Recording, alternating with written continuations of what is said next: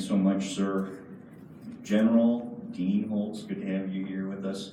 A lot of distinguished retired colonels, other leaders to the family and friends. So I actually was lost that morning at the ROTC detention when he found me, so for all my accomplishments.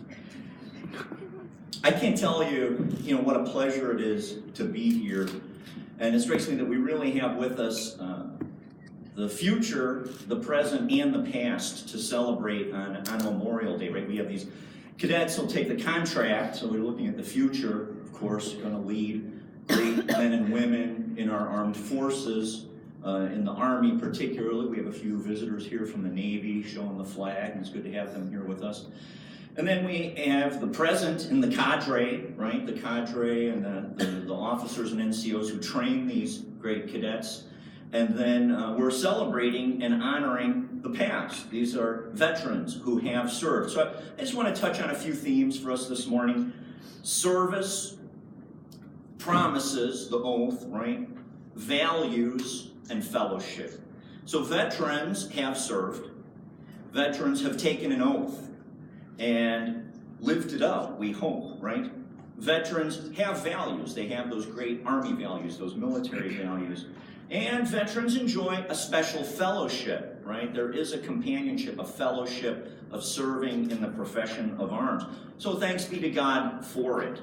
On that theme of service, I took the occasion to interview a few cadets and a few veterans about why they had put on the uniform. And almost universally, to serve, the words to serve, topped the list among their deep desires, their deepest desires of their hearts.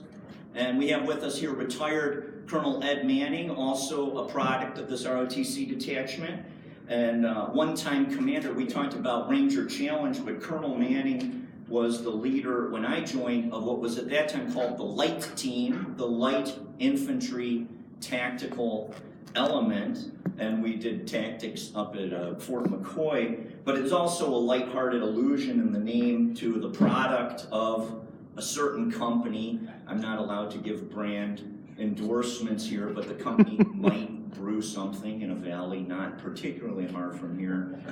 It might involve hops, something like that, Milwaukee tradition. So when I asked Colonel Manning, he said, I wanted to give back to my country for all the opportunities America provided to me and my family.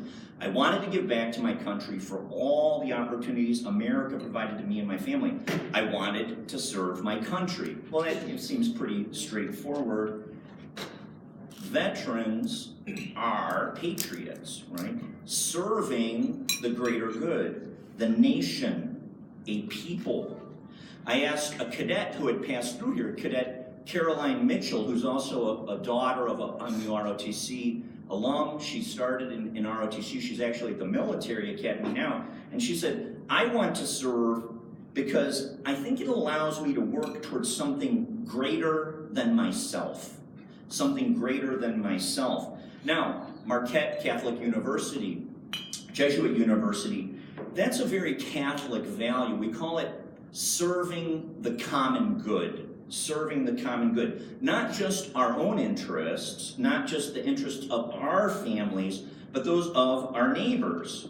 Our neighbors, be they nearby and well-known, or more anonymous, more abstract, maybe even our crazy neighbors from California, or further out than someplace like that. Or we serve really global stability. That's pretty abstract, but the service of our armed forces provides stability in Africa, in Central America, in South America. That is the common good, and it is a selfless kind of service.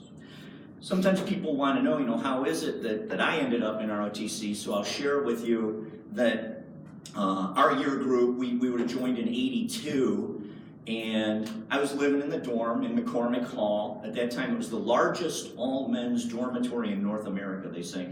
And it was the Reagan years, Reagan Revolution. We were looking for a way to be of service. My dad had served. We met a guy, John Crenson, was in ROTC, and a couple of us just said, well, why don't we join up? So we went down to the detachment, and actually, who do we find but then Captain Gessner, who we said, hey, we want to join up. And you know, I'm a knucklehead, I'm 18 years old. I figure they're getting my hand shaking a little bit. I figure he's gonna sign right here. We got a sweet gig in Hawaii, we're gonna send you off, you know, you'll be there soon.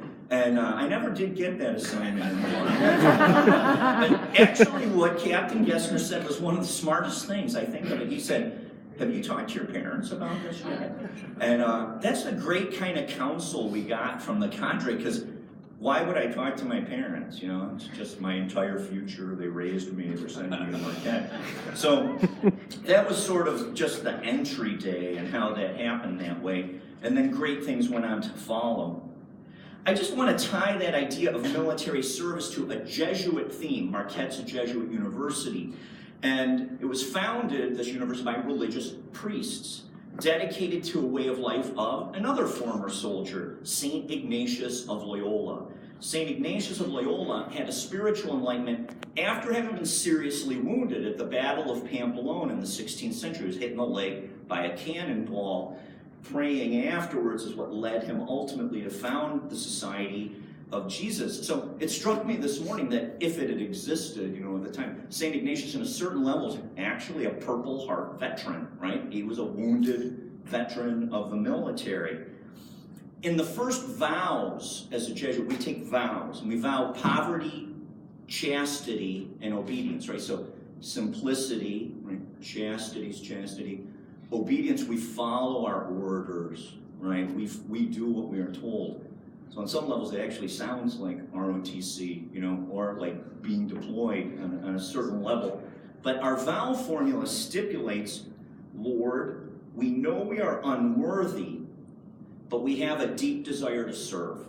We know we are unworthy, but we have a deep desire to serve. So there's a certain humility. It's a humility we look for in the Jesuits, but as a humility I think we hope to find in our military leaders. Those who take serious positions of leaderships over the young people, different American citizens from all over the country that they will lead. Yes, we have a certain amount of pride and confidence and bravado in the military, particularly as a leader. You need that sometimes. But I think all leaders here, anybody who's really carried that responsibility, recognize that it's those we serve with, those we lead, who in many times are much more worthy than ourselves. And that revelation might come in seeing how they conduct their family lives. You know, they might have a spouse with cancer. One of your soldiers might have that, or one of your colleagues. How they handle a challenging mission, right? Wet, cold, tired. You still get the smile. Somebody still offers you a cup of coffee that they took the time to make. Or how somebody might counsel a subordinate or a buddy facing a really tight spot professionally. You know, maybe they've been pressured to change some numbers on a report or something. And these are just kind of the rubber meets the road places where your subordinates, your colleagues, your buddies will really impress us. And I think they push us to the limits of our performance, and they really cause us as leaders to want to excel, to want to be better for them. What about the oath, right? Veterans are promise keepers on a certain level. And those in uniforms make a public declaration, a profession, they speak it. And these, you know, classically law, clergy, medicine, and the military. Professions, we're told, require specialized knowledge, use of weapons, map reading that they're learning, how to use military communication equipment. But more so here, leadership, management, strategic planning, or operational planning. Professions have a governing body, National Command Authority, right? Convention of Ethics, that Army ethos. And then professions are more a vocation than an occupation. It's not something one just does for money. You can't do it just for the scholarship. Scholarship's great. It's a wonderful package. But I was talking with Johnny Manny and son. He said, these cadets, Caroline Mitchell recognizes, you have to recognize that you could be seriously injured. Your subordinates could be seriously injured. You could be killed. That's part of the package. And so we have to give ourselves more fully than other very admirable professions. You might be a dentist, it's admirable, but it doesn't call upon that kind of selfless sacrifice. Veterans answer a call in that regard, I think. And that's the word of the vocation, calling. I want to tie this back to the Jesuit piece, if I might, for you. You know, people sometimes say, how did you get your calling, Father? You know, how did you know you want to be a priest, right? Well, prayer, right? God. And I would stand out on the back of my deck years after I'd gotten out of the military and say, what do you want me to do with my life? You know, what do you want me to do with my life? Came to me one day, oh, you're supposed to be a priest, you know, just sort of in the back of my head. Well, that's novel. You know, I hadn't really thought about that before. You would not have pegged me for a priest when I was a freshman here. And some say. So then, same thing, like visiting Captain Gessner down at the detachment. I prayed about it for a while. I said, okay, I got to call the Archdiocese of Chicago where I was living and tell them. So on that one, my hand really was shaking. So I called the Archdiocese, asked for the vocation detachment, and I get the sister in charge. And I said, you know, sister, I think I'm supposed to be a priest. And I thought she's going to say, hey, come down, sign up. We've got a great parish in Hawaii. It actually took years till I was ultimately ordained. And then again, I never got that assignment in Hawaii. So there is a sense of calling, particularly, I think, in the military, something greater than ourselves. Values. So veterans have values.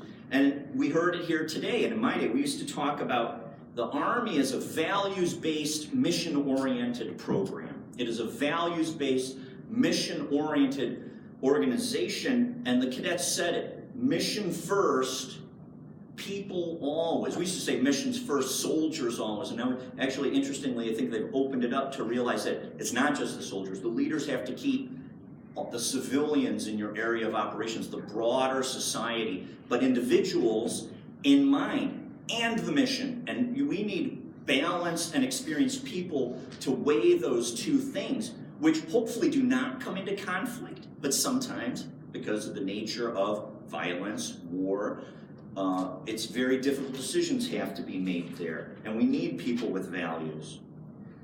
Now, those values, we know, enshrined in our Constitution, which there's an oath to defend, and in our other documents, Declaration of Independence, right? So these self-evident rights, these rights by which we are endowed by our Creator, inalienable rights, and we recognize, so say in the Bill of Rights, and we value those for ourselves as leaders, as members of the military, as members of the society, and for others. We hope to share those globally. We freedom, right to assemble, right to the press. Those are universal human values we would like to see spread throughout our own culture and society and globally. And veterans have those values. I think on a day like Veterans Day, we celebrate the great quality